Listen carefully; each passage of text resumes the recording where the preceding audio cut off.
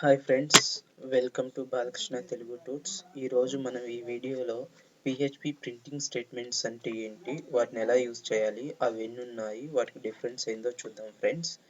Okay friends, నా project అయితే Sublime text ఎడిటర్లో open చేశాను. ఇప్పుడు నేను న్యూ ఫైల్ క్రియేట్ చేస్తున్నాను ఫ్రెండ్స్.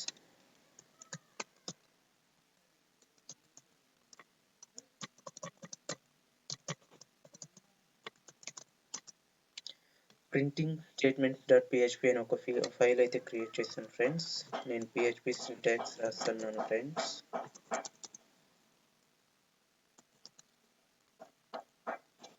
ఓకే, పిహెచ్పి సింటాక్స్ అయితే రాసాను friends.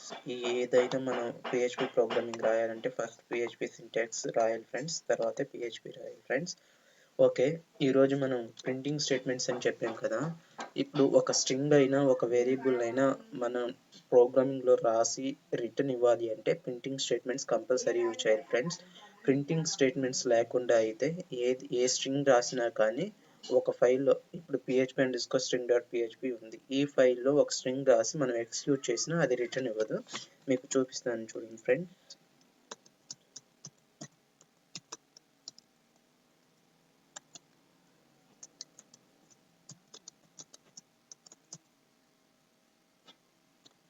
I'm learning PHP with fun అని పెట్టాను ఫ్రెండ్స్. ఓకే, ఇది అయిపోయింది కదా.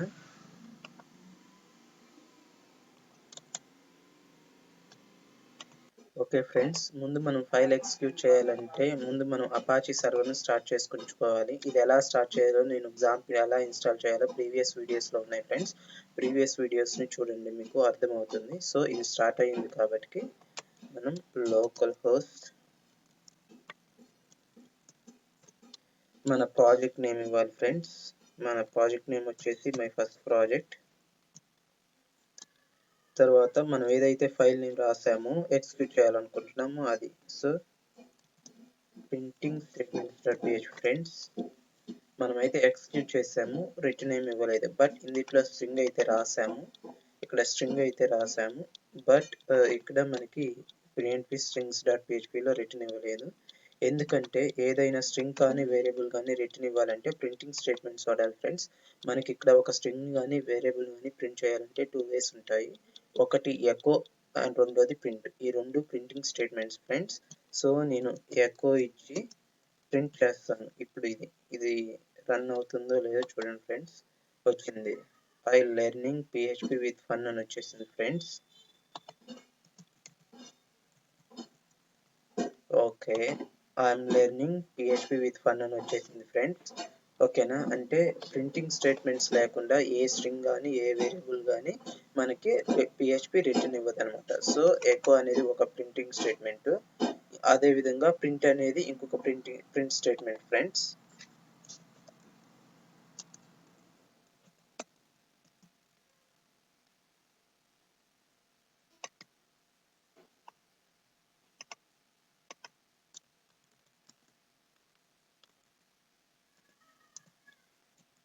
ఇది నేను లైన్ బ్రేక్ కోసం వాడుతున్నాను ఫ్రెండ్స్. ఇప్పుడు ఇక్కడ ప్రింట్ పెడతాను.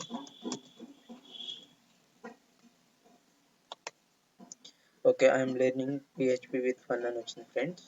సో ఇప్పుడు ఈ ఎకోకి ప్రింట్కి రెండు డిఫరెన్సెస్ ఉన్నాయి ఫ్రెండ్స్. అవేంటంటే ప్రింట్ అనేది ఎట్ ఏ టైం మల్టిపుల్ పారామీటర్స్ని తీసుకొని ఎగ్జిక్యూట్ చేయలేదు. ఎకో అనేది మాత్రం మల్టిపుల్ పారామీటర్ని తీసుకొని ఎగ్జిక్యూట్ చేస్తుంది ఫ్రెండ్స్. ఓకేనా, అదేవిధంగా ఇది at a time only single parameter మాత్రమే ప్రింట్ చేయగలదు. ఇది మల్టిపుల్ పారామీటర్స్ని ప్రింట్ చేయగలదు. అది కాకుండా ఎగ్జిక్యూషన్ టైం అనేది ఎకో చాలా తక్కువ టైం తీసుకుంటుంది, ప్రింట్ అనేది ఎక్కువ టైం తీసుకుంటుంది ఫ్రెండ్స్.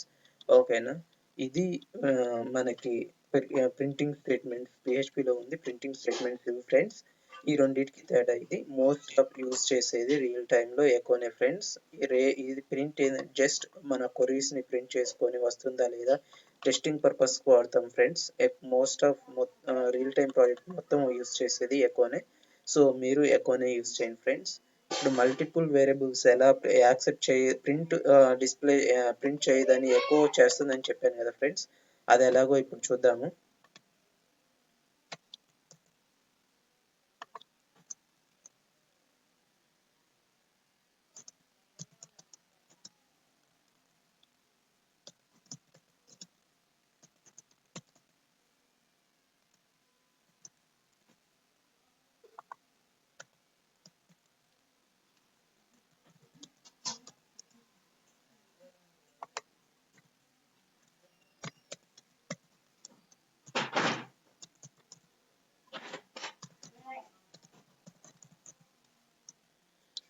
చూడండి ఫ్రెండ్స్, ఇక్కడ I'm going to assign multiple parameters. ఇప్పుడు ఇది ఒక పారామీటర్, ఐఎమ్ గోయింగ్ టు అనేది ఒక పారామీటర్, అసైన్ ఒక పారామీటర్, మల్టిపుల్ పారామీటర్స్, ఈ మూడు పారామీటర్స్ ఫ్రెండ్స్. ఇది మనకి ఎగ్జిక్యూట్ అవుతుందో లేదో చూద్దాం friends. I'm going to assign multiple parameters. ఓకేనా ఫ్రెండ్స్, ఇదే నేను ప్రింట్కి ఇచ్చి మీకు చూపిస్తాను ఫ్రెండ్స్.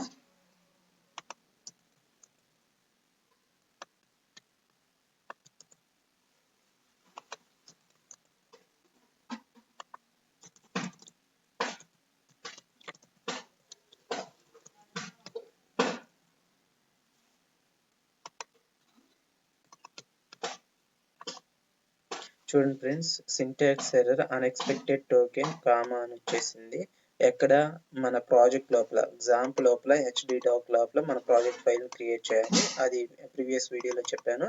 ఇది మై ఫస్ట్ ప్రాజెక్ట్ అనేది ప్రాజెక్ట్ నేమ్. ఇక్కడ printing underscore statements dot PHP, line number ఎంత 10. ఇంకా లైన్ నెంబర్ 10లో అన్డిఫైన్ టోకెన్ కామా అని వచ్చేసింది కదా ఫ్రెండ్స్. మల్టిపుల్ పారామీటర్స్ అనేది స్ట్రింగ్ చేయలేదు. సో ఇది ఫ్రెండ్స్, ఇవే printing statements friends. Maximum use చేసేది ఎక్కువనే, మీరు కూడా ప్రాక్టీస్ చేసేటప్పుడు ఎక్కువనే యూజ్ చేయండి ఫ్రెండ్స్. పిహెచ్పిలో ఉన్న ప్రింటింగ్ స్టేట్మెంట్స్ ఇవే ఫ్రెండ్స్. ఇంకా దీని గురించి క్లారిటీ అయితే ఇంతే ఫ్రెండ్స్, ఇంకేమీ అవసరం లేదు.